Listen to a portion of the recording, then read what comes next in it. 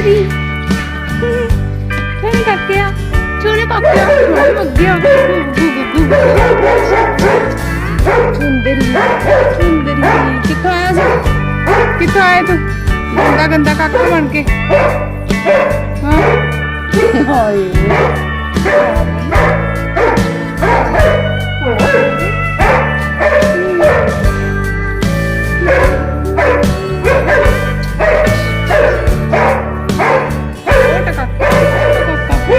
सुंदरी रोटी खाएगा चलो आ जाओ